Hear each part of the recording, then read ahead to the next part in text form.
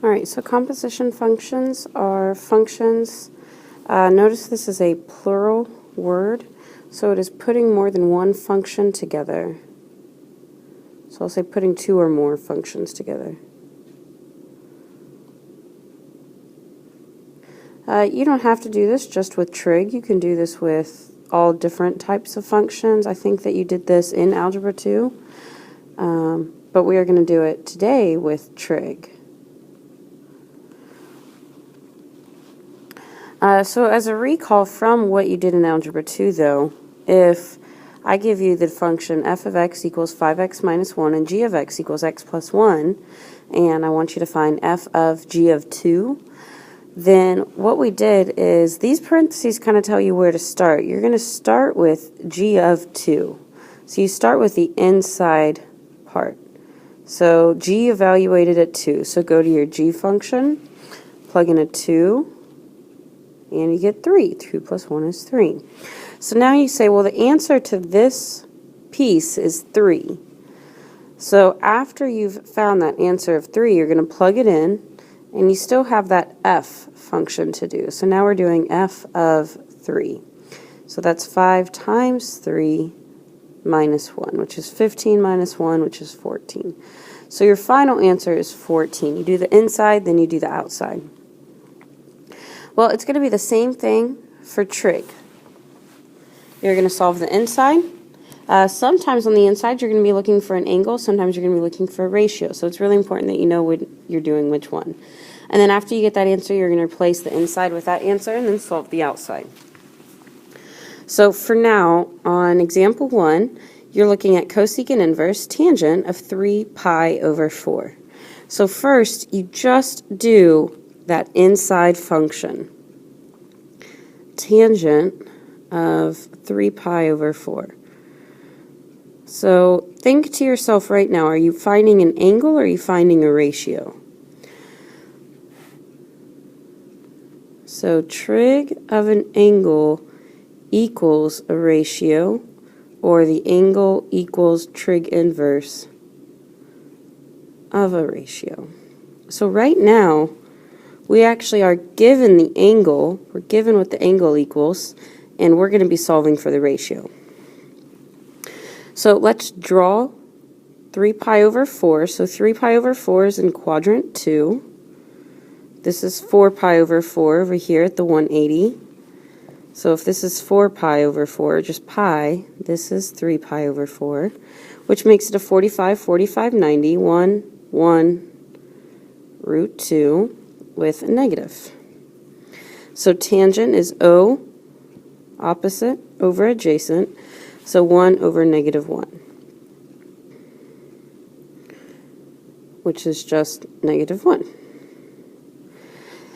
All right, so now that I have the inside to this piece, I'm going to replace it with that answer I just found. So my step 2 is pretend like this is a brand new problem basically and do cosecant inverse of negative 1. I am going to go ahead and put that over 1. So now that I see the inverse symbol, now I have the ratio, and I'm going to be looking for the angle that creates this ratio. So this is where we apply our restricted range. So cosecant, go through the story. Cosine and brother secant lie on a cot. This is not cosine, secant, nor cot, and it is a negative ratio, so I must be in quadrant 4. And this is H over O. So right now, it says that my hypotenuse is 1 and my opposite is 1. One of these numbers will be negative, which is not going to be a triangle.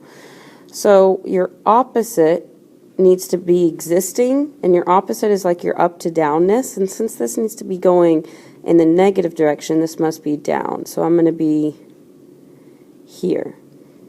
And that gives me an answer of negative pi over 2. So that is the answer to this last part, and so that is our final answer.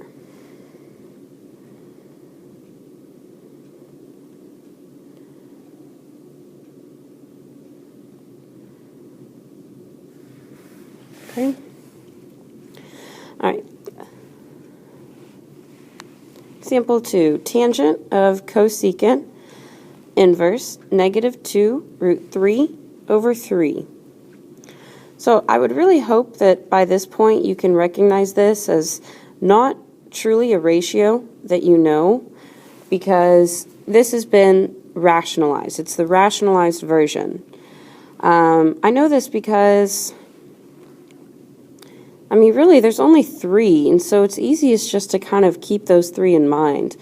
But I see the square root of 3, so I know it's in the 30, 60, 90 family. But there's no way to get 2 and root 3 on top with each other. So this had to have been 2 over root 3, and they rationalized it to get to that point. So I'm just going to rewrite the problem so that it looks correctly. It is a negative.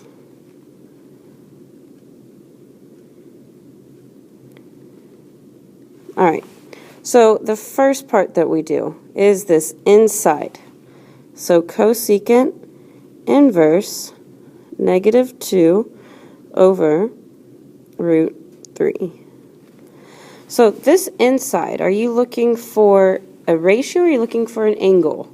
So if we come back up here, when you see that little negative 1, which I do, so when you see the little negative 1, that means that you're given the ratio, you're looking for the angle that creates that ratio. It is really important that you keep that in mind. All right, so this is, again, where I do restricted range. So cosine secant lie on a cot. So this is not cosine secant or cotangent. So I must be in quadrant 4 again.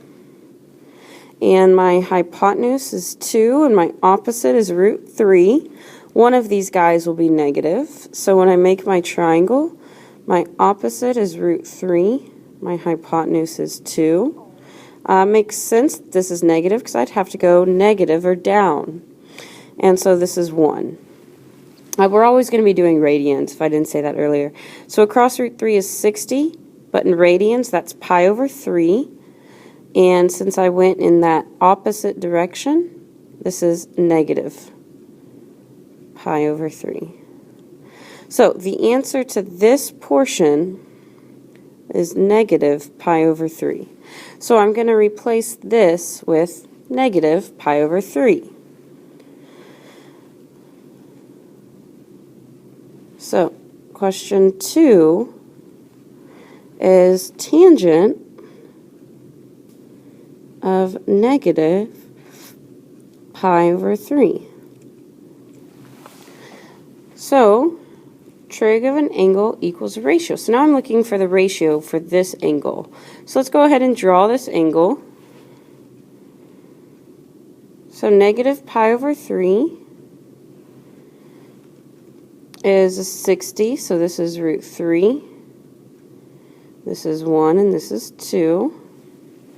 And tangent is opposite over adjacent, so negative square root 3 over 1, or just negative square root of 3. But if you want to keep it over 1, that's fine too.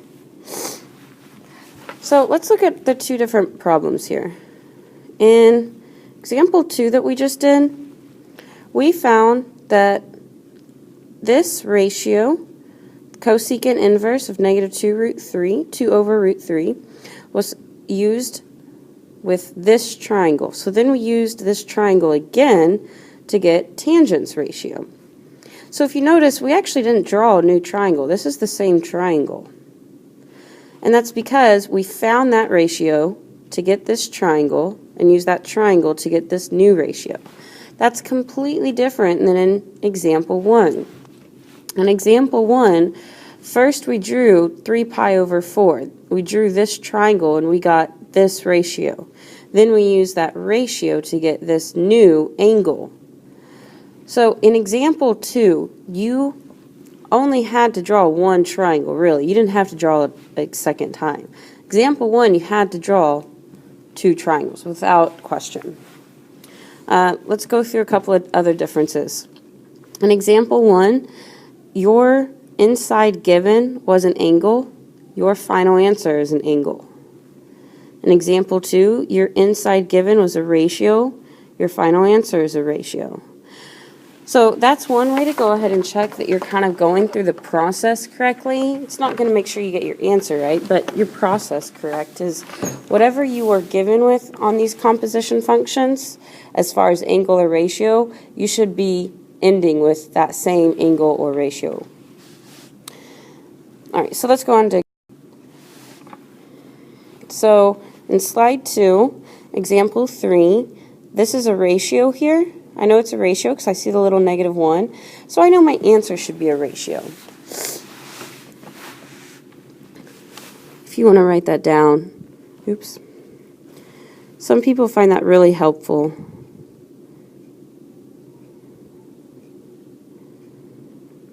All right, so sine inverse -1 over root 2. This is in quadrant. So go through your story, make sure you know what quadrant it's in. So this is in quadrant 4. So -1 and 2. So this would be root 3.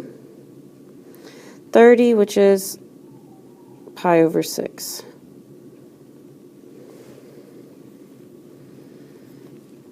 So that's the answer to this portion.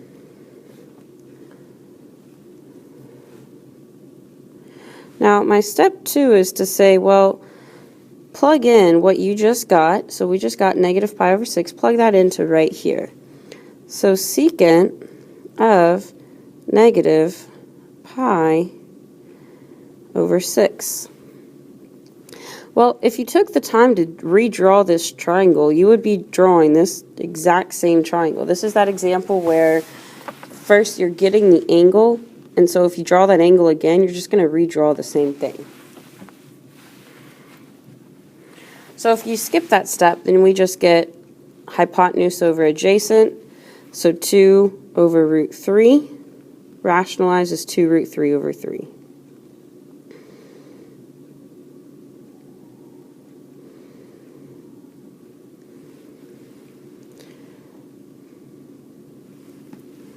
All right, example 4.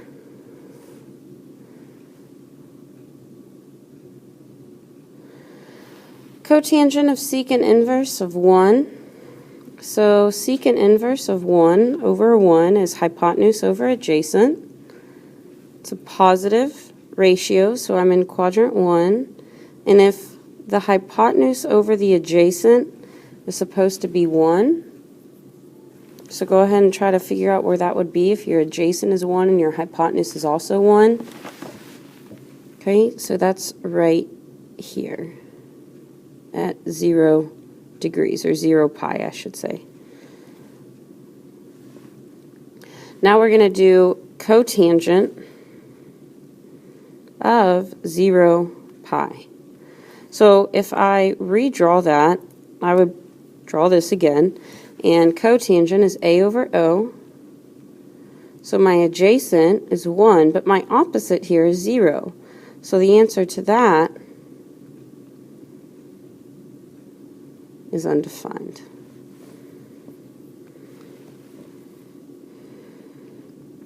All right, sine inverse of sine of 4 pi over 3. So if you notice, these are both sine inverse, or both sine. This is sine inverse, this is sine. A lot of people would want to think that these cancel, but they don't always cancel. And this is where it tells you when they would and when they wouldn't.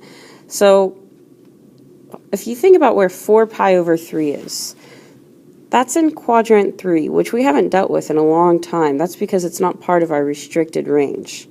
So since this is not part of our restricted range for sine, this is not going to be the same answer that you might expect it to be.